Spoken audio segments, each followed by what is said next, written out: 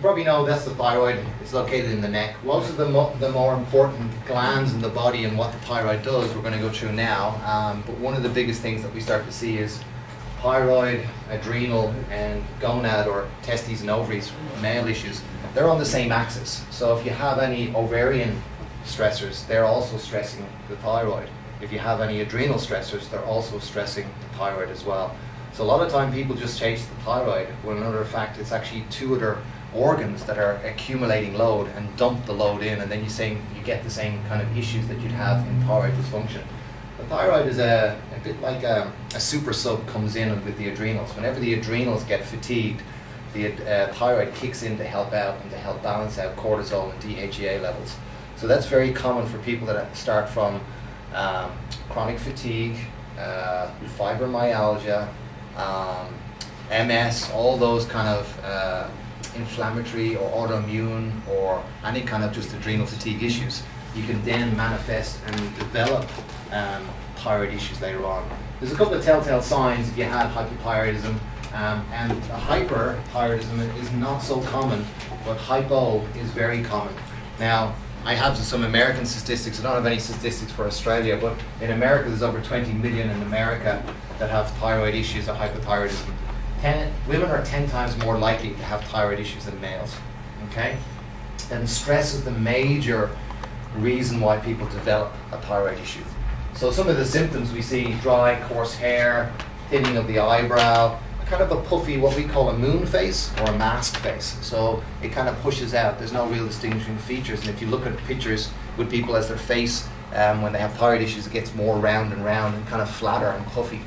Next, what we start to see, enlarged thyroid. So you start to feel around there, and certainly doctors will diagnose that and have a look around that. So you can actually start to see, if you feel over a period of time, that it seems to be growing. Slow heart rate. So there's another Dr. Broda Barnes came up with a whole concept in regards to temperature and pulse to monitor your, and to give you an identification if it's a symptology. So you can actually start to monitor your temperature and your pulse during the day, morning, midday, and evening. And he has a whole kind of correlated diagnostic process where you can start to look and see how you can see if you're in those risk categories. Arthritis, cold intolerance, general cold hands, cold feet, temperature regulation issues. The thyroid helps regulate the temperature. We then start to see dry skin around the area, fatigue. We also start to see things like depression, mood, emotional stuff as well.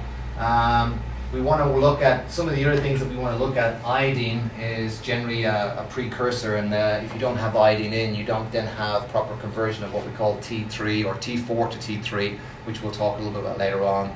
And you can use iodine supplementation, and this is just a supersaturated potassium iodine, which is one that a lot of the doctors will recommend, and you just drop it on your skin. Has anybody ever had an iodine test before? Yeah, so you put the iodine on your skin and see how long it takes to absorb into your system. But iodine, selenium are massive in regards to the human race is pretty much deficient in about 3 or 4 different minerals, and iodine, selenium, zinc, they're big ones. Iron is another one as well. So we also have thyroxine inhibits magnesium uptake. So a lot of people that go on thyroxine or have elevated thyroxine hormones in their body, their magnesium intake, they can't absorb the magnesium, so they lead to cramping and all sorts of other pain issues in the body, and that can be quite debilitating. Selenium and zinc is needed for T3 and T4 conversion. DHEA goes up, which is just the hormone release. Increased estrogen, decreased progesterone, liver sulfate pathways get affected as well. So there's quite a lot that a functional diagnostic medicine person can actually do some broad spectrum tests to find out. A lot of the thyroid issues that I deal with are misdiagnosed. It's not really a thyroid issue. It's usually a food intake issue. It's usually a quality of life issue. They don't really have a severe hormonal issue that need to be going on a medication.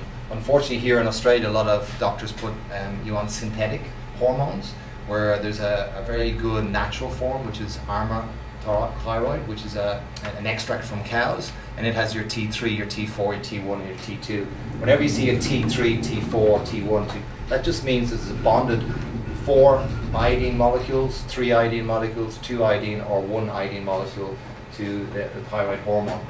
Also, you need to watch out with amino acid and protein conversion. So a lot of people who have thyroid issues have issues in actually absorbing, digesting, and assimilating proteins. They generally don't have enough quality proteins in there.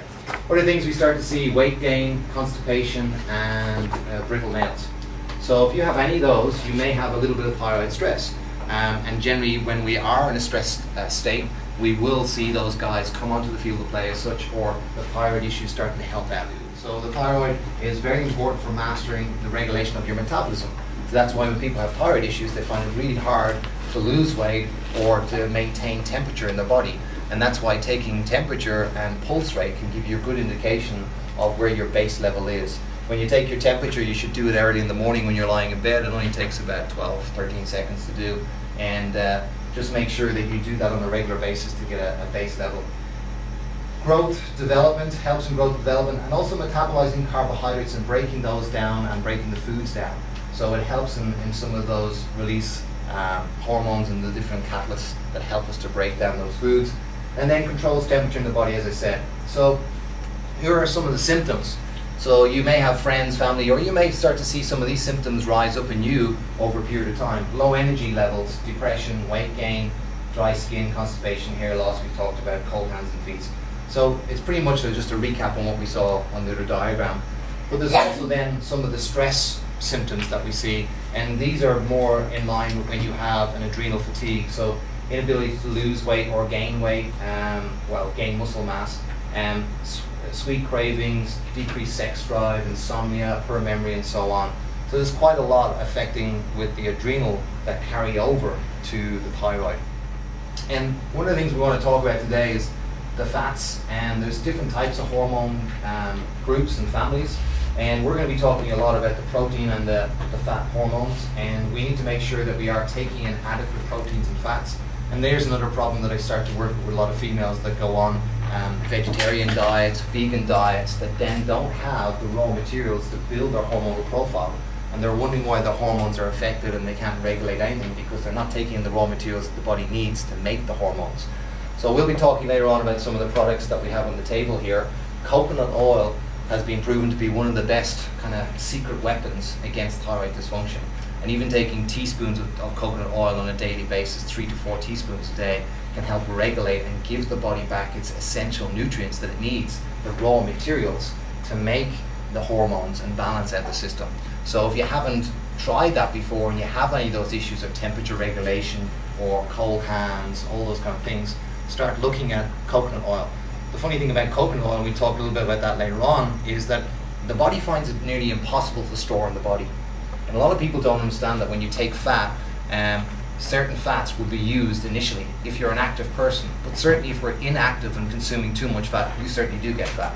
But coconut oil has this secret little kind of formula that the body doesn't know how to hold on to it, and it also increases your thermal regulation. So it brings up your body temperature by 1 degree on an average, and it also has antimicrobial properties as well. So if you have any fungi or bacterial infections, it helps eradicate them. And they've been using them in tropical areas to rub on your skin as well if you got an abrasion. So we'll talk a little bit more about that. Make sure you get a good source of coconut oil, a good organic.